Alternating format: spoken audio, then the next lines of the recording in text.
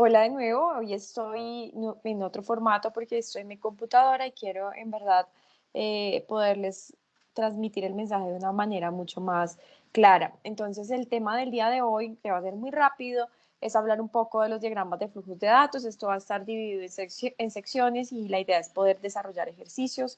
Para este video inicial quiero como conceptualizarlos y contarles ya de un ejercicio preestablecido que tengo preparado, pues cómo es eso que les voy a explicar inicialmente. Entonces, ¿qué son los diagramas de flujos de datos? Los diagramas de flujos de datos trazan el flujo de la información para cualquier proceso o sistema. Eso es importante que lo tengamos muy presente. Y esta diagramación de flujos de un proceso emplea algunos símbolos definidos. Hay una herramienta, un software que se llama DFD y él trae unos símbolos establecidos como rectángulos, círculos, flechas, además de algunas etiquetas dependiendo de la versión que tengamos del software para mostrar la entrada y salida de los datos y el procesamiento de la misma. Estos datos pueden variar dependiendo también del panorama, del proceso. Eh, Hay diagramas de flujos de datos que son muy detallados, que tienen muchísimas condicionales. Entonces, ¿qué pasa? Cuando nosotros desarrollamos o creamos un diagrama de flujo de datos, pues generamos una estructura y un camino para el software que queramos desarrollar. Entonces, esto es súper importante y es la razón inicial de los diagramas de flujo. Entonces, eh, dentro de, dentro de los parámetros iniciales, cuando vamos a desarrollar estos diagramas de flujo, es importante que tengamos en cuenta el proceso inicial, conozcamos muy bien del negocio, el sistema que queremos diagramar y posterior a ello, entonces sí, comenzar a estructurarlo. Pero es súper importante que tengamos en cuenta tres cosas importantes. Uno, la entidad externa es quien recibe los datos, que se va a comunicar con la parte interna del sistema, que va a ser el que va a diagramar, el proceso, que es el que produce el resultado, eh, dónde se van a almacenar los datos, entonces dónde se van a tomar los datos que van a estar ingresados en cada una de las variables y qué flujo de datos va a tomar esa información que nosotros estamos diagramando. Eso por tener, digamos que la claridad de los procesos iniciales. Entonces siempre es recomendable que podamos extraer esos datos para que el flujo sea mucho más fácil. Eh, siempre reglas y consejos para los diagramas de flujo es que cada proceso debe tener al menos una entrada y una salida. Cada almacén de datos debe tener al menos una entrada y una salida de flujo de datos, es decir, la flechita para dónde va.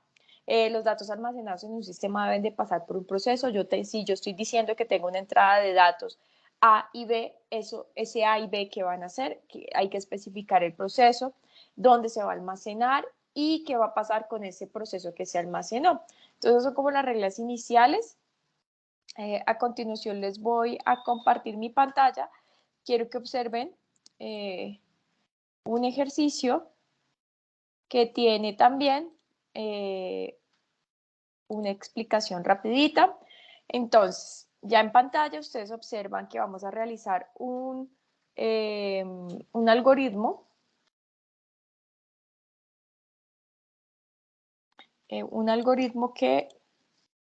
perdón, un algoritmo que permita el ingreso de dos números enteros y calcule la división de ambos números. Entonces el análisis es una división, por tanto los datos de entrada van a ser S, donde se va a almacenar el resultado de esa división entre A y B. Entonces, como les mencionaba hace un rato, ¿cuáles son los requisitos y especificaciones? Una variable de entrada, que es A, una variable de entrada, que es B, porque son dos números los que vamos a dividir, una variable intermedia, que va a ser la operación de sustracción, la variable de salida, que es S, y los operadores, que es igual y división, ¿cierto? Pero entonces acá hay unas condiciones que debemos establecer, que A sea mayor que B y que B sea mayor que 0. Y posterior a ello, entonces vamos a ir al diagrama de flujo de datos, donde se va a generar toda la ruta de este proceso. Entonces, ahora les voy a compartir el software.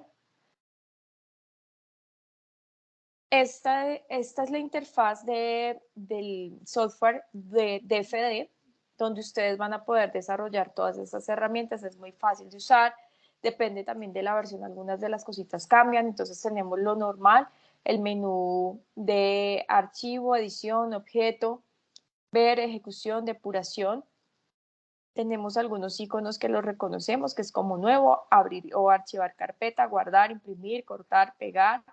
Esto es para iniciar, pausar y detener. Esta opcioncita que es para pasos simples, ejecutar hasta, entonces podemos decirle al software, al diagrama de flujo que ejecute hasta cierto punto, acá podemos depurarlo y podemos maximizar o minimizar. Aquí está la opción de puntero, que es la que tengo seleccionada en este momento, la opción de asignación, ciclo mientras, ciclo para, decisión, lectura, salida, llamada, para agregar un nuevo subprograma.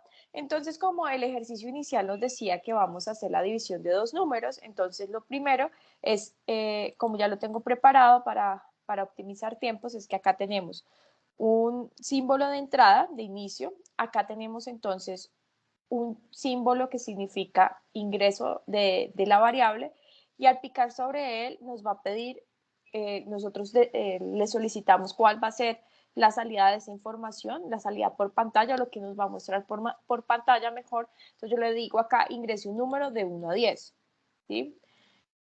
Aceptar. Aquí, cuando ya se vaya a ejecutar, lo que voy a hacer es que le voy a decir, léame lo que se ingrese en el paso anterior, se va a guardar en A. Luego nuevamente, como son dos números, entonces le digo, ingrese un número de 1 a 10, a aceptar, y esto se va a guardar en B.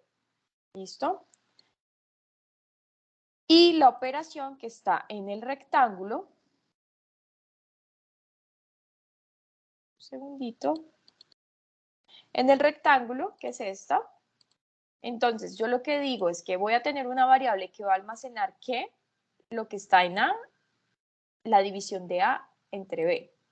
Le digo aceptar y le digo ahora, quiero que me muestre el resultado de la división y lo separo por coma. Si se dan cuenta los textos, acá es importante hacer esta claridad y es que debe de ir con comitas simples para que se pueda leer o si no va a sacar error.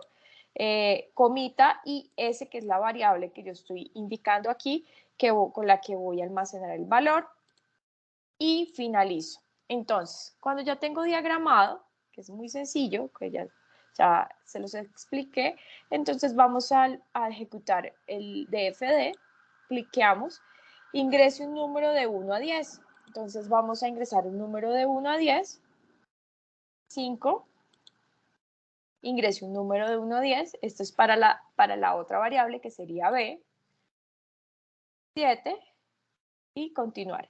El resultado de la división es 0,71, bueno, el número que ustedes están observando en pantalla, y esa sería la ejecución del DFD. Y hemos finalizado. Si queremos iniciar un nuevo proyecto, simplemente picamos sobre la hojita, le damos guardar a lo que ya tenemos y iniciamos. Entonces es sencillo, lo único que hacemos es picar y comenzamos a escribir la información que queremos almacenar. Importante llevar un orden dentro de los procesos, porque aquí este ya sería el proceso, entonces por tanto yo tengo que hacer un ingreso de datos para que él entienda qué es lo que yo voy a hacer.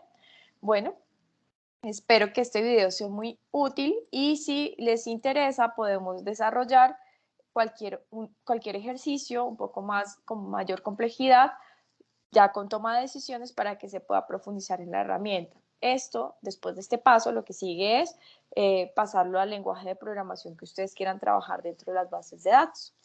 Muchas gracias.